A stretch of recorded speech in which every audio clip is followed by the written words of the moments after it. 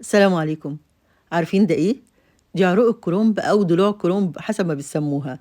أنا سلقاها طبعًا مع الكرنب نفسه، أخدت الورق والعروق الصغيرة دي اللي هي بتبقى زي الخس، بجد حلوة أوي وطرية جدًا. يمكن العروق الكبيرة اللي في إيدي دي هي دي اللي ممكن مثلًا ما استعملهاش أوي إلا إذا كنت مضطرة. هاستعملها في إيه؟ هاقول لكم دلوقتي. أول حاجة طبعًا إحنا أمّا بنجيب الكرنبة ونسلقها في مَيّة وكمون عادي خالص، بعد كده بنقطّع الورق وبتتبقى معانا العروق الصغيرة دي، ما بارميهاش طبعًا.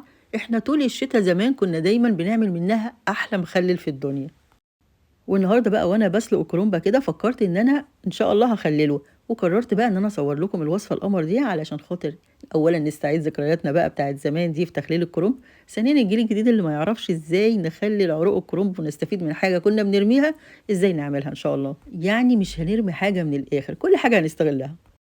لقيت ورقة ما شُفتهاش وأنا باحشي، مش مشكلة، بس مش هارميها، برضه هاحطها مع العروق دي، ما فيش مشكلة خالص، أي ورق حتى متهربد وما نفعش إن أنتم تحشوه، حطوه مع العروق الضعيفة الصغيرة اللي وريتها لكم.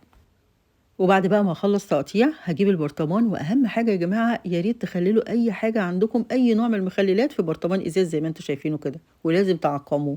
وطريقتي بقى في تعقيم البرطمانات لو هم مجموعة كبيرة باحطهم في صينية وتحتيهم فوطة كده وشوية مَيّة وأحطهم شوية في الفرن، لكن لو هو واحد بس كده زي ما أنتم شايفين على النار من فوق باعقّمه وخلاص.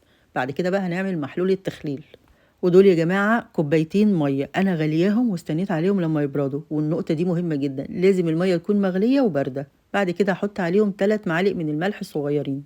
أنا بالنسبة لي الملح كده بيبقى مضبوط أوي، لكن لو أنتم قلّبتوا وبعد كده حسيتوا إن الملح قليل شوية بتحبوه أحدق من كده ممكن تحطوا كمان نُص معلقة، بس ما تزودوش عن كده يعني. بعد بقى ما هندوقه هنحط بقية الحاجات اللي هي أهمهم الكمون، لازم يا جماعة تحطوا نُص معلقة من الكمون. وبعد كده بقى هاحط معلقة سكر صغيرة عشان دي مادة حفظ وكمان بتخلّيه مقرمش كده لحد آخر حتة ممكن تاكلوها. بعد كده هاحط ربع معلقة شطة ودي اختياري طبعًا، اللي ما بيحبوش مشطشط ما يحطش، وعليهم معلقتين خل صغيرين.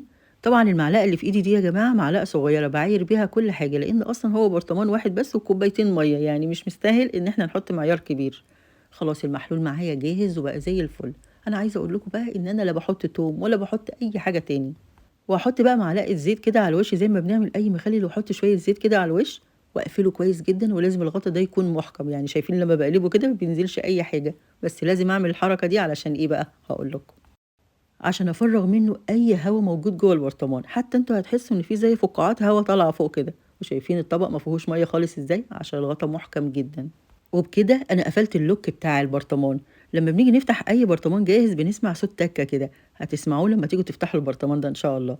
هنشيله بقى في التلاجة حوالي 3، 4 أيام، بعد كده هناكل أحلى مخلل في الدنيا يعني، مخلل شتوي كده جميل وطعمه يجنن وكله فوايد وقيمة غذائية عالية جدًا.